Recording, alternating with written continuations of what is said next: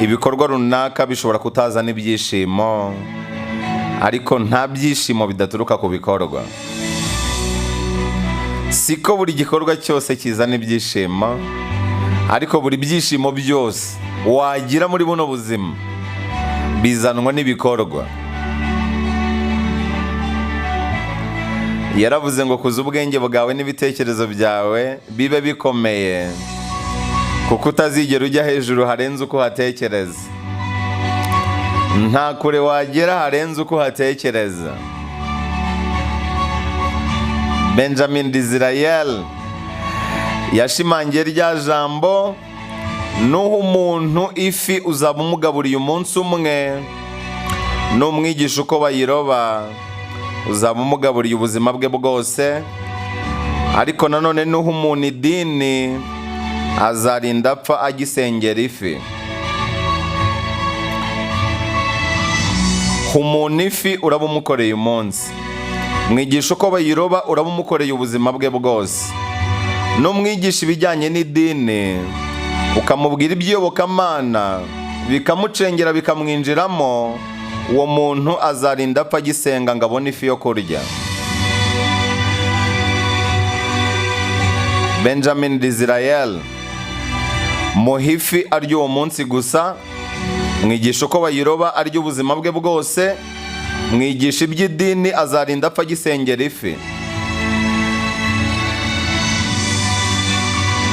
Uyu mugabo yaravuze ngo aho ubumenyi burangirira niho iyobokamana ritangirira. Aranavuga ngo ujye uhora witeguye ibibi, ariko wizere ibyiza.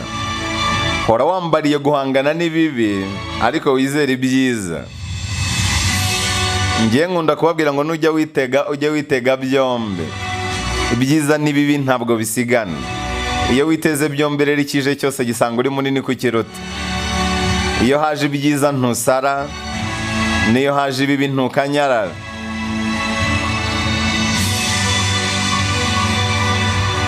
Ambarira guhangana n'ibibi, ariko mu bitekerezo byawe wizere ibyiza.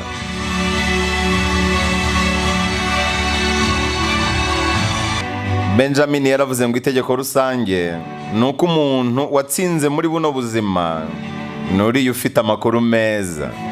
Uriya ufite amakuru meza ni umutsinzi muri buno buzima. Aranavuga ngo niba utitotomba ntuzigera usabwa ibisobanuro. Nutitotomba ntuzigera wisobanura. Hisobanura abantu bahora bitotomba. Aranavuga ngo kamere yaduhaye amatwi abiri, ariko iduha umunwa umwe gusa, kugira ngo twumve cyane ariko tuvuge make. Umuhanga yaravuze ngo buri kimwe cyose Imana yarebye ikabona ni cyiza, yagiye ikirema ari ibimane, ari impanga. Amaboko abiri, amaguru abiri, amaso abiri, amazuru abiri, amatwi abiri, ariko ururimi irugira rumwe. Ikigaragaza ko tugomba gukora cyane, tukagenda cyane, tukareba cyane, tukumva cyane, ariko tukavuga make. Buri gice cyose kiri ku mubiri wawe Imana yaremye ugasanga ni kimwe, ni ikimenyetso cy'uko ugomba kugikoresha gake. Mu bice rero biri ku mubiri w'umuntu usanga ari kimwe, babisaba yuko ugikoresha gake. Umunwa, arwambwiye ngo umunwa ngo ugira ibice bibiri, wo hasi no hejuru. Reka tuvuge ururimi.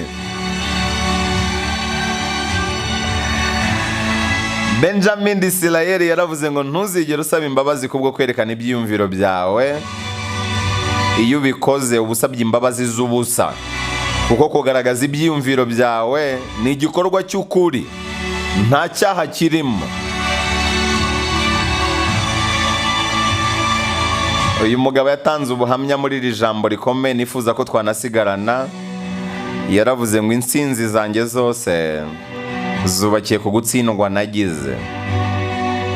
Intsinzi zose nagezeho zubakiye ku ntsinzwi zose nagize.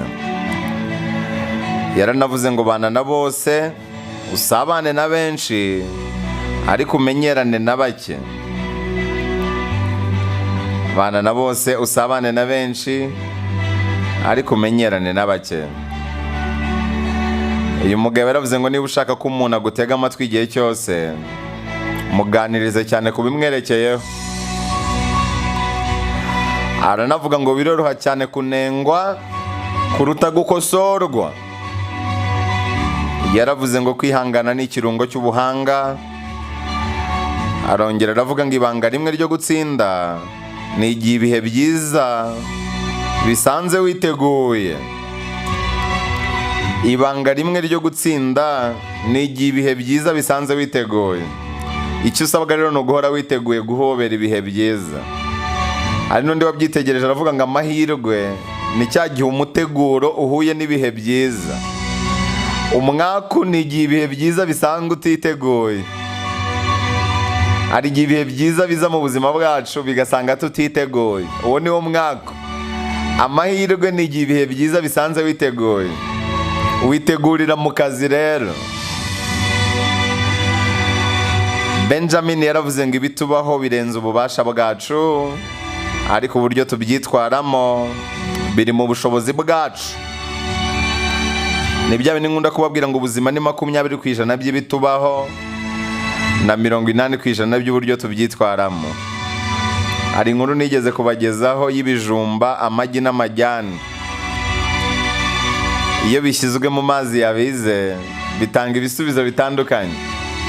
Ibijumba bijyamo bikomeye bikavamo byahiye byoroshye. Amagi ajyamo yoroshye wari kubita hasi rikameneka, akavamo akomeye utapfa kuyamena. Amajyani ajyamo ari ifu, akavamo ari ikawa ifite agahumuro keza cyane.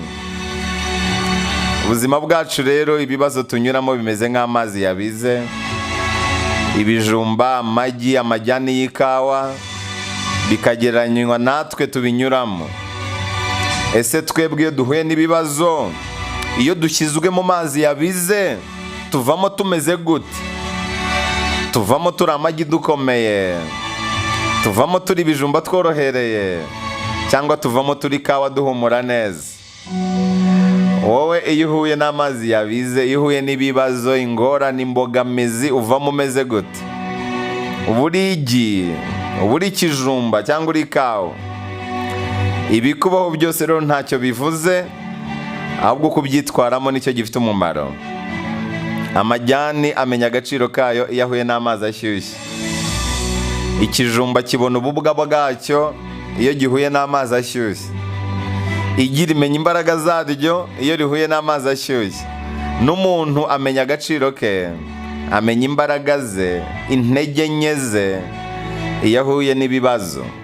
Ubuzima ni 20% by'ibikubaho na 80% by'uburyo ubyitwaramo. Benjamin Disraeli yaravuze ngo kugira ngo ugere ku byo ushaka ugomba gukomera kurenza abakugaragiye. Aranavuga ngo kimwe mu bintu bigoye kuri iyi si ni ukwemera ko wibeshye, kwemera ko wakosheje, kwishidikanyaho ni kimwe mu bintu bigora abantu kuri iyi si. Uyu mugabo yaravuze ngo umupfayongo aribaza mu gihe umunyabwenge abaza. Umupfayongo aribaza, umunyabwenge akabaza. Umupfayongo ahora mu rujijo ari kwibaza ku bintu runaka, mu gihe umunyabwenge we abaza impamvu y'ibyo bintu runaka. Uyu mugabo yaravuze ngo inyubako yose ntibitekanye mu gihe hari icyumba kimwe mu bigize inyubako kidatekanye. Aranavuga ngo ikintu cya mbere kigaragaza ko abantu bahora mu rujijo, buri gihe bahora bashaka ikinyuranye n'icyo bafite. Iyo umuntu ashyushye aba ashaka ubukonje, yaba akonje agashaka ubushyuhe. Ubuswa bwa mbere bw'abantu ni uko mu by'ukuri batazi icyo bashaka. Umuntu umuha ibishyushye agashaka ibihoze, wamuha ibihoze agashaka ibishyushye. Disraeli yaravuze ngo ubutwari ni umuriro, gutotezwa bikaba umwotsi. yaranavuze ngo ni ihame ko uriya ufite amakuru ahagije ari uzagira intsinzi ikomeye mu buzima. Aranavuga ngo uriya wunguka igihe aba yungutse byose. Uyu mugabo yaravuze ngo imbaraga z'igihugu ziri mu bagore bari inyuma y'abagabo bacyo. Benjamin yaravuze ngo ibihugu bikomeye nibyo bibyara abantu bakomeye. Aranavuga ngo igihe ni icy'agaciro, ariko ukuri gufite agaciro kuruta igihe. Benjamin yaravuze ngo abantu benshi bapfana imiziki ibafungiye imbere muri bo. Ni bya bindi nkunda kubabwira ngo ahantu hahenze cyane ku isi ntabwo ari mu mabanke, si mu mariba ya peterole, si mu birombe bya zahabu na diyama, ahubwo ahantu hahenze cyane mu isi ni mu marimbi.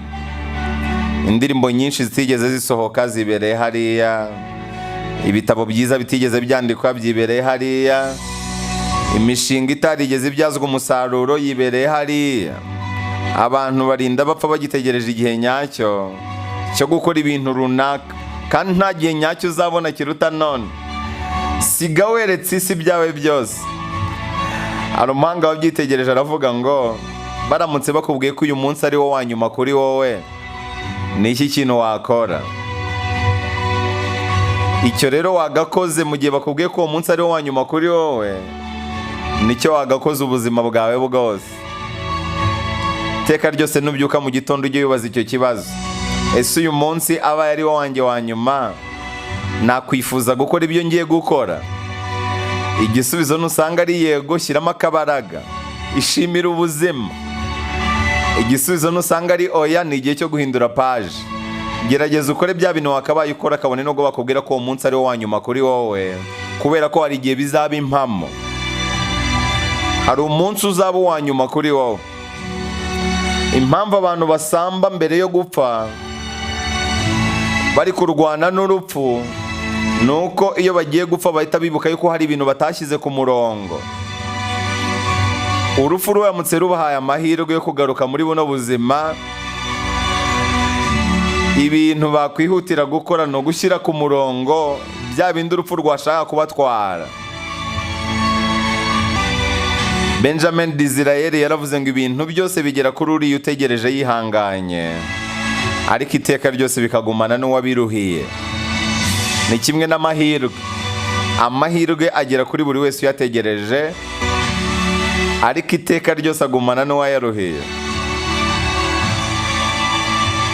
Amahirwe agera kuri buri wese uyategereje, ariko iteka ryose agumana n'uwayaruhiye.